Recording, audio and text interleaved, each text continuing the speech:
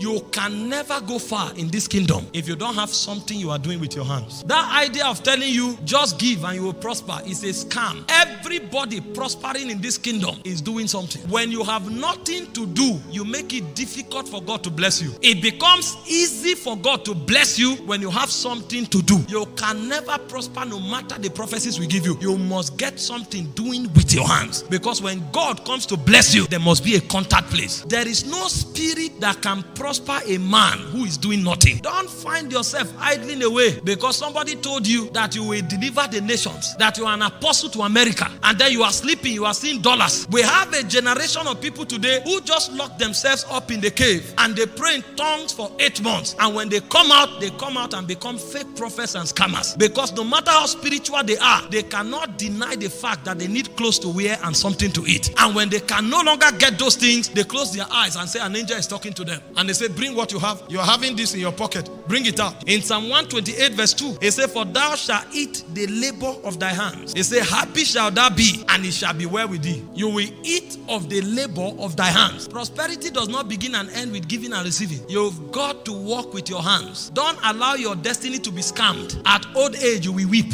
In Proverbs 16 verse 3, it says, commit thy works unto the Lord, and thy thoughts shall be established. In Proverbs 21:25, it said, the desire of the slothful killeth him. It said, for his hands refuse to labor. For the man that labors, he said, his thoughts shall be established. He said, but for the slothful, his desire will kill him, because his hands refuse to labor. You want to walk in honorable and true prosperity, you must find something doing with your hands. That's the foundation of prosperity, and prosperity with integrity. I told you from the beginning, for you to prosper, you must walk by mysteries and you must walk by instructions. If you violate these instructions, you will travel from coast to coast, receive all the impartation.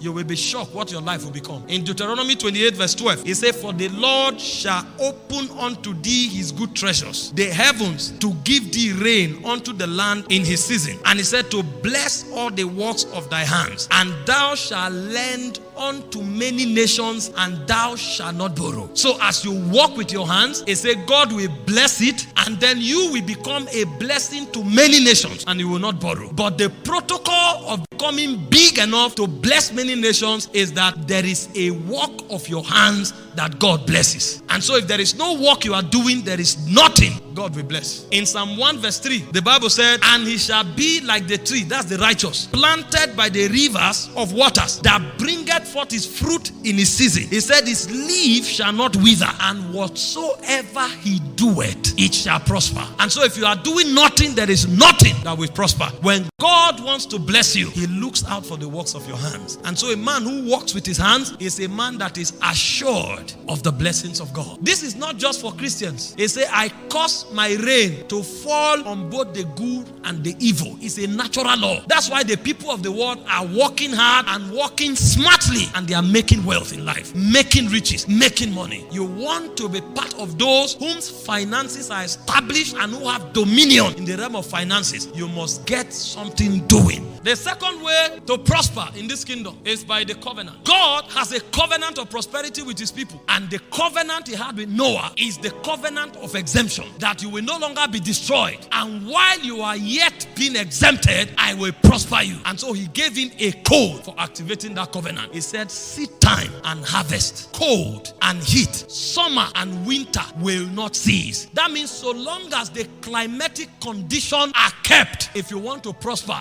keep sowing.